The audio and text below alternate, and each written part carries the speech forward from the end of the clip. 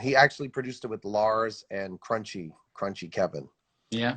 So they were like really touched that you guys liked it so much. And you know, it was nice to tell them, because I was like, they wanted to play me this song, Driver's License. Forgive me for not knowing the song that well.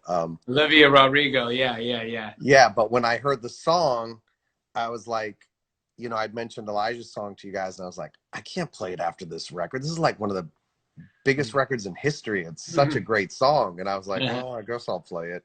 And it held up. I was like, damn, Elijah's song held up. And you guys' reaction was so sweet and very genuine. You know, like I told Elijah, he was like, did they really mean it? I was like, they meant it. Griffin was like, whoa. Griffin like was feeling it. So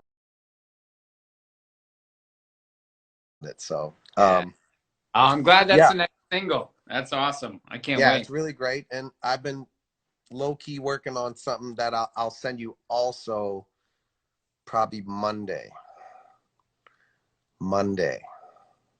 For the Dot Rats, me and the Dot Rats, or maybe? Yeah.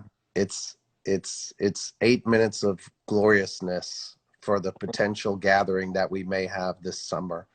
Oh. With a whole bunch of people up in the East Coast. Oh. And it's gonna happen. Believe, baby, believe. Oh man, with the B. Believe with a with capital, that special B. With a capital Boston B. Right. Oh my goodness. Yes. Hey, speaking of, you're an amazing sports fan. Always very articulate. Are we going to the draft? What exactly? All right. Listen, if it all went away, music and acting for you, you could be a sports guy and have one of the biggest shows, because you know what you're talking about. Speaking of sports, tell us. What do you think about Mac Jones? Well, he's got a great first name. Yeah.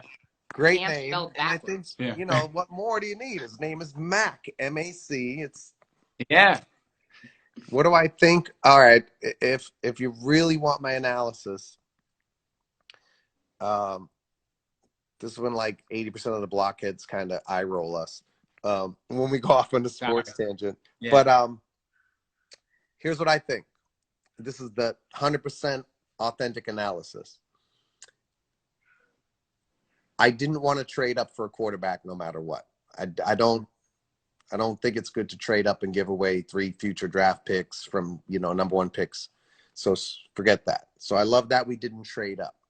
I didn't necessarily think we needed a quarterback per se in the first round or one of the top 5 guys. I'm a big believer in Cam Newton. I think Cam started last year amazing. He looked incredible.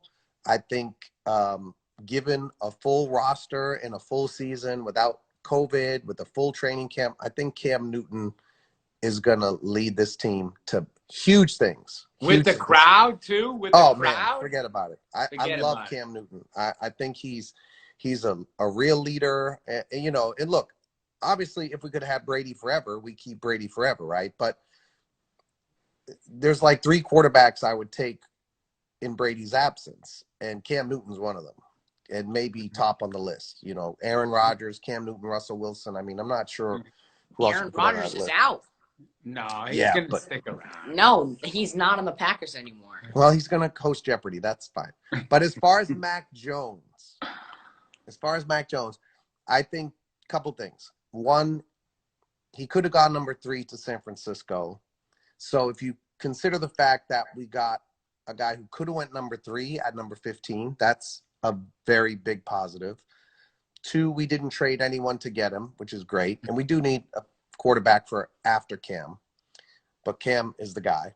But also, I watched the national championship game. And when I watched that game, I was like, this dude, Mac Jones, is incredible. Like, he was so good in the national championship game. And I was like, nobody's really talks about him in the draft. Maybe we can get him like in the 2nd round or something. So we ended up getting him anyway. And if you would have told me the night of the national